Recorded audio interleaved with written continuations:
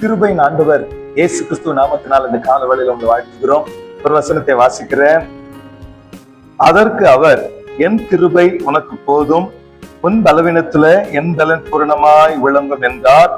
2 கொரிந்தியர் 12ஆம் அதிகாரம் 9ஆம் வசனம். பாருங்க, பவுலுக்கு சரீரத்துல பலவீனம் இருந்தது, கண்களிலும் சில பலவீனம் இருந்ததாக கலாத்தியர் 4ஆம் அதிகாரத்துல அவர் சொல்லுகிறதை நாம் பார்க்க முடிகிறது.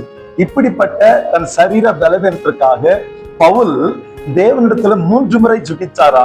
3 முறையும் கர்த்தர் அவருக்கு, என் கிருபை உனக்கு போதும், உன் பலவீனத்துல என் பலன் பூரணமாய் விளங்கும் என்று சொன்னார்.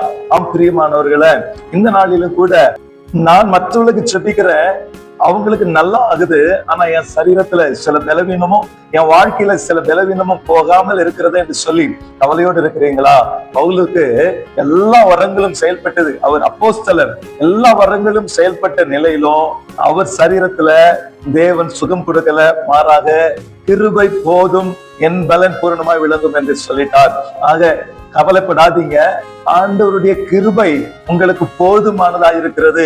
இந்த கிருபை பெற்ற பவுல் தான், தேவனுடைய பலத்தை பெற்ற பவுல் தான் 4 முறை உலகம் முழுவதும் சென்று சுவிசேஷம் ஊழியம் செய்து அநேக சபைகளையும் அநேக ஊழியர்களையும் எழுப்பினார். பிரியமானவர்களே, அவர் எழுதின 13 நிருபங்களில தான் நம்ம பைபிள்ல புதிய ஏற்பாட்டுல கர்த்தர் இணைத்திருக்கிறார். இது மாத்திரமல்ல, இந்த பவுல் சாட்சியாக சொல்லுகிறார். 1 கொரிந்தியர் 15ஆம் அதிகாரம் 10ஆம் வசனத்துல, நான் இருக்கிறது தேவ கிருபையில் இருக்கிறேன், அவர்களை பார்க்கலாம், அதாவது அப்போஸ்தலர்களை பார்க்கலாம் நான் அதிகமாக இயேசு கிறிஸ்துவுக்காக பிரயாசப்பட்டேன், நான் அல்ல, எனக்குள் இருந்த தேவ கிருபையை அப்படி செய்ததுன்னு சொல்லி கர்த்தருடைய கிருபை பற்றி கொண்டார். இந்த காலவெளியில என் பலவீனம் நீங்களேன்னு சொல்லி சோர்ந்து போகாதீங்க.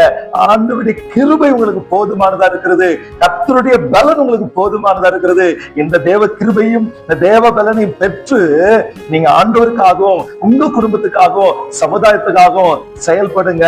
அவர் உங்களை ஆசீர்வதித்து நடத்த வல்லவராய் இருக்கிறார். ஆகவே காலைதோறும் அவர் கிருபை புதிதா இருக்கிறதா, இந்த காலவெளியில கூட அந்த கிருபை உங்களுக்கு போதுன்னு சொல்லுகிறார். இப்படிப்பட்ட சிந்தையோடு கூட தேவ கிருபை பெற்றுக்கொண்ட நீங்க இந்த நாளை துவங்குங்க.